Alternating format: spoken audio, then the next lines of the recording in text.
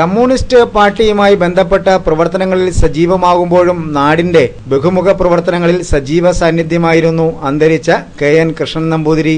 വെള്ളിയാഴ്ച രാവിലെയായിരുന്നു മണക്കനാട് കാഞ്ഞിരക്കാടില്ലത്ത് കെ.എൻ. കൃഷ്ണൻ നമ്പൂതിരിയുടെ അന്ത്യം. മാസങ്ങളായി അസുഖബാധിതനായതിനെ തുടർന്ന് വീട്ടിൽ വിശ്രമിച്ചു വരികയായിരുന്നു മരണം. തിരുമേനി എന്ന പ്രത്യേക പേരിൽ അറിയപ്പെട്ടിരുന്ന കാഞ്ഞിരക്കാടില്ലത്ത് കെ.എൻ. കൃഷ്ണൻ നമ്പൂതിരിയുടെ മരണവിവരം അറിഞ്ഞതോടെ നാട് ഒന്നാകെ കാഞ്ഞിരക്കാട് ഇല്ലത്തേക്ക് ഒഴുകി എത്തുകയായിരുന്നു. വളവുളിലുള്ള വീട് നിറഞ്ഞു കവിഞ്ഞാണ് ആയിരക്കണക്കായ ആളുകൾ കൃഷ്ണൻ നമ്പൂതിരിക്ക് അന്ത്യയാത്രാമൊഴി ഏകിയത്.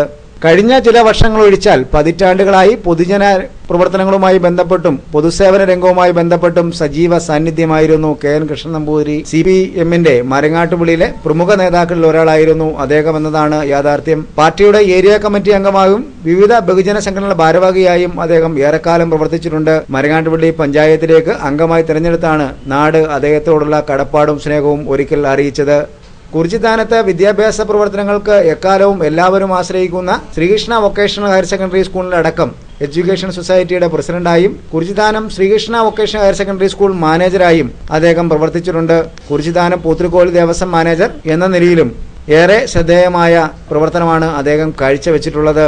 കാണക്കാരി പുന്നക്കലില്ലത്ത് ജ്യോതിലക്ഷ്മിയാണ് അദ്ദേഹത്തിന്റെ ഭാര്യ. ശ്രീരേഖ, സന്ദീപ്, പാർവതി എന്നിവരാണ് മക്കൾ. പാർവതി കുറിച്ചിത്താനം ശ്രീകൃഷ്ണ സ്കൂൾ അധ്യാപികയാണ്.